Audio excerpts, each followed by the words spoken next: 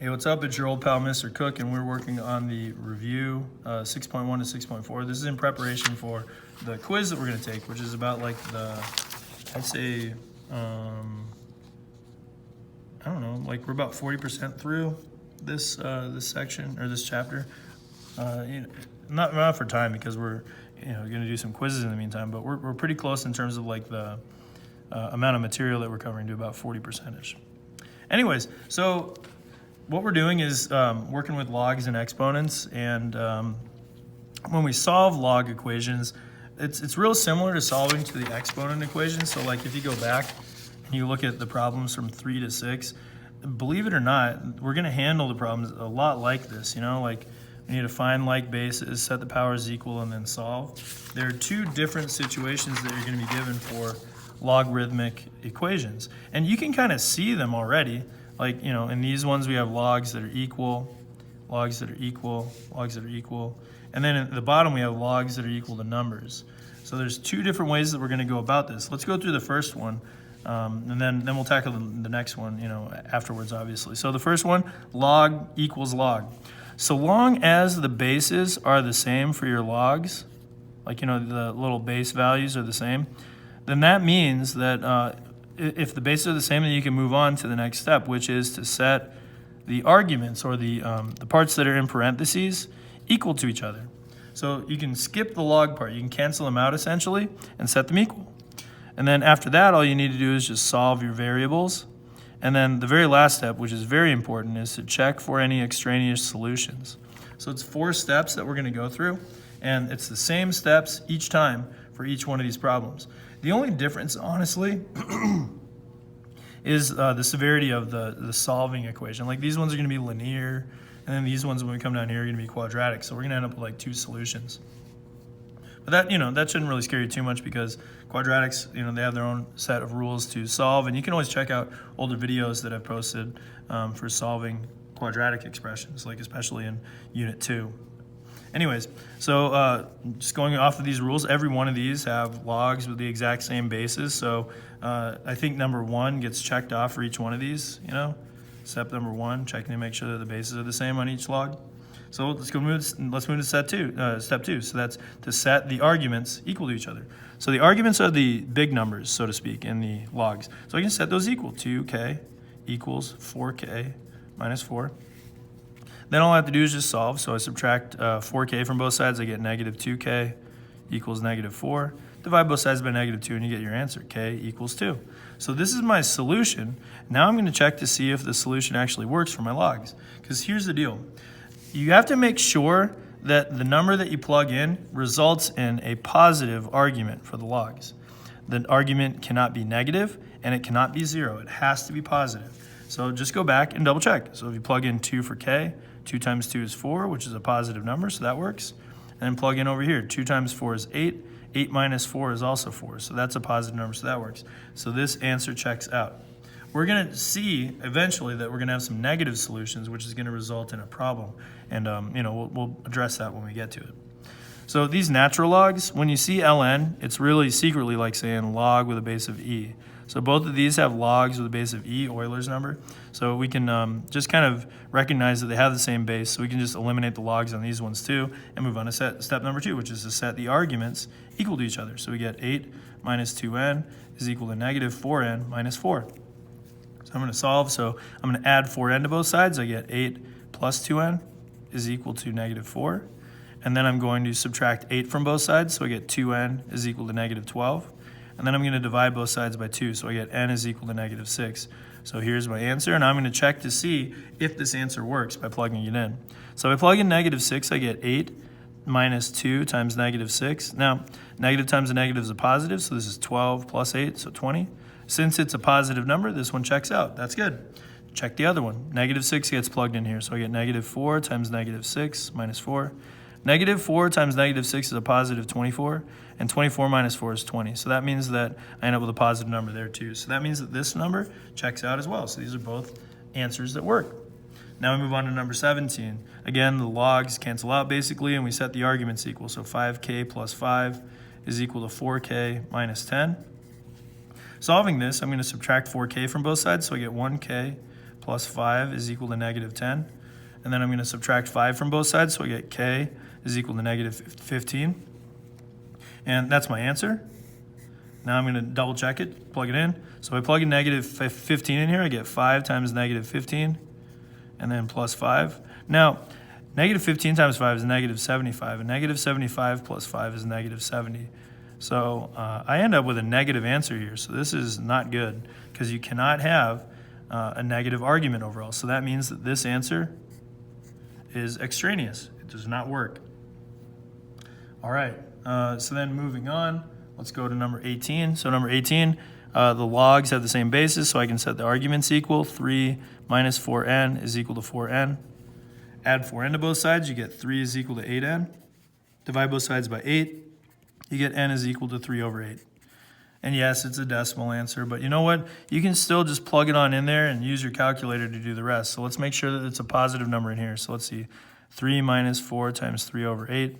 Let's just use our calculators for that one. See what we get. 3 minus 4 times 3 over 8. Enter. And you get a positive number. All right, so this one's positive, so that one works. And let's try 4 times parentheses 3 over 8. Obviously, that one's going to work as well because it's a positive times a positive, but let's just type it in anyways and see that we get the same number. We do.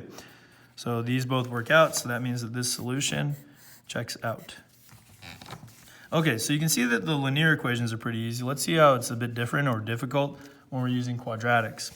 All right, so here we go. The logs are the same, so we set the expressions equal. Negative 6x plus 2 is equal to x squared plus 2. And then when you have a quadratic, make sure to zero out one side. I'm going to zero out this side, so I'm going to add 6x to both sides and subtract 2. So plus 6x and minus 2.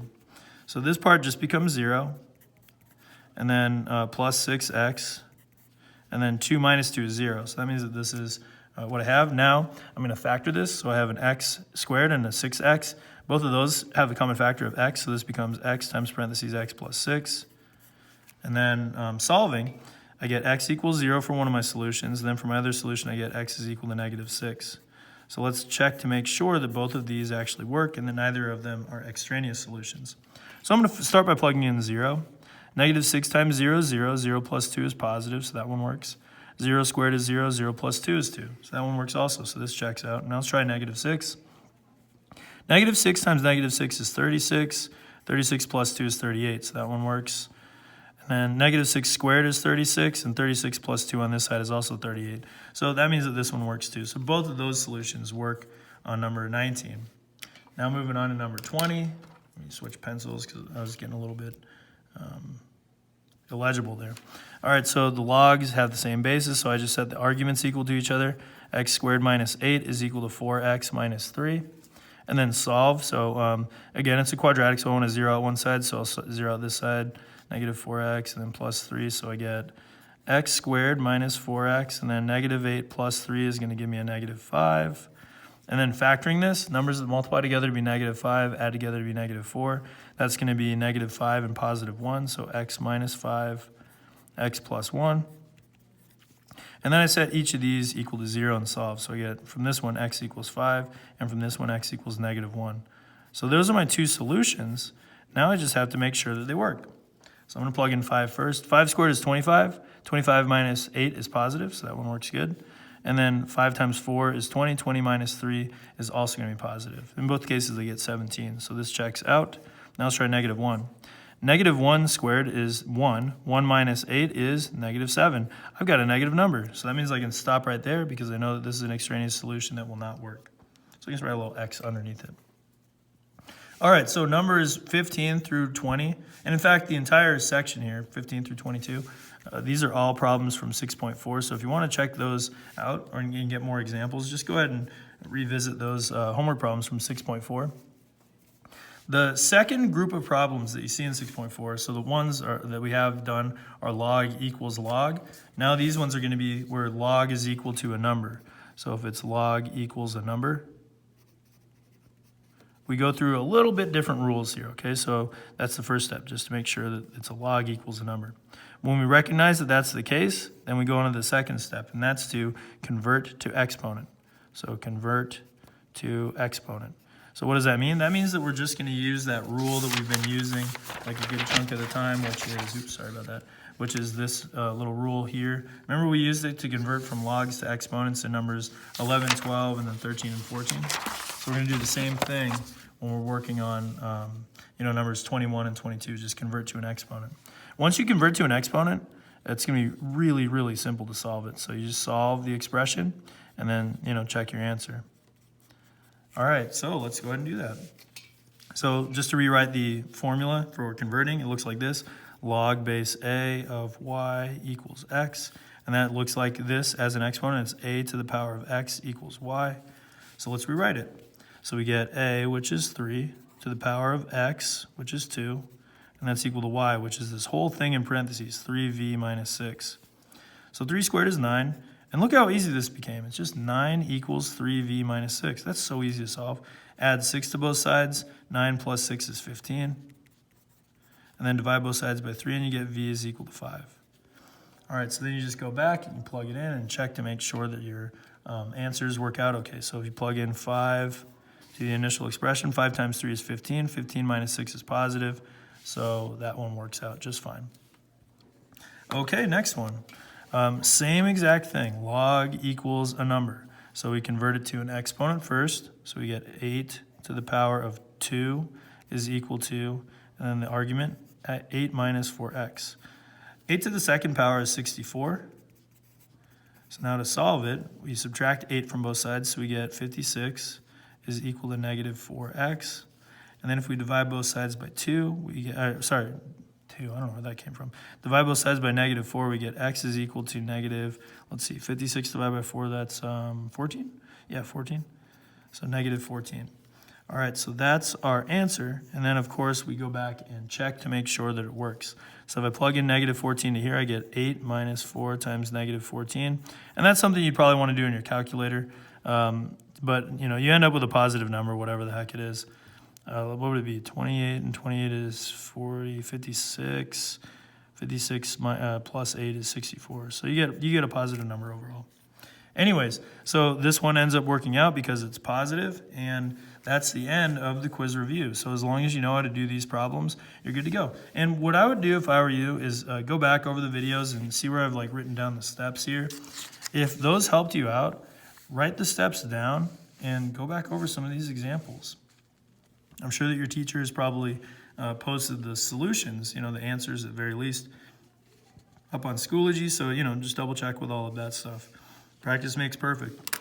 All right, that's it for this video, and that concludes our review leading into the quiz. So, good luck studying, and I hope you do well on the quiz.